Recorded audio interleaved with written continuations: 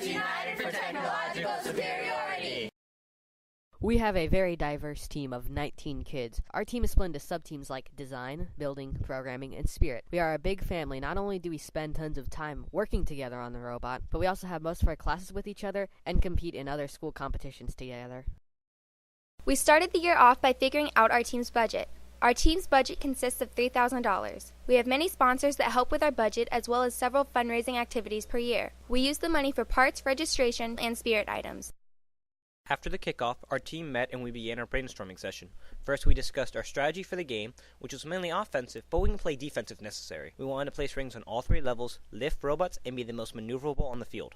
After that, we split off into groups and began designing different ways to achieve our strategy. They followed with proof of concept prototypes and then chose the best ones. Then we modeled our chosen ideas in Autodesk Inventor. The model showed us what would and wouldn't work and gave us exact measurements to make our first prototype. Every design and change after that was first modeled in Inventor to ensure that it would work properly the first time.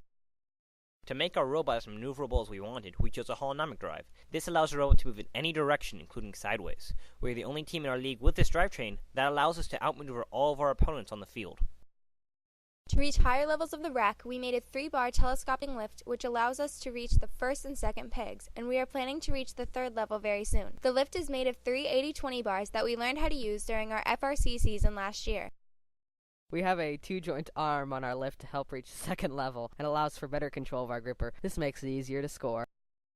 Our gripper has gone through multiple designs throughout the season. Currently, we have a Lexian box that can hold 2 rings and has an alignment tool in the back to help us pick up rings and score. This is better than our previous design, as it is simpler, with no moving parts, and can hold 2 rings at a time. We're working on developing a new gripper that will let us simultaneously put 2 rings on 2 different levels.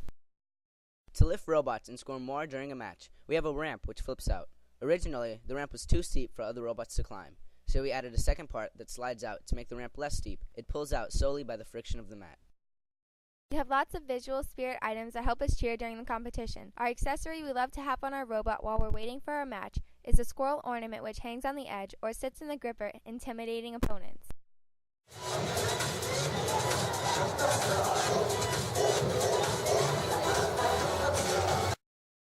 We have done many different community outreach activities so far this year, such as we did a week-long LEGO Mindstorm summer camp. We did a display at the Kennedy Space Center for the Lunabotics competition, where we represented first.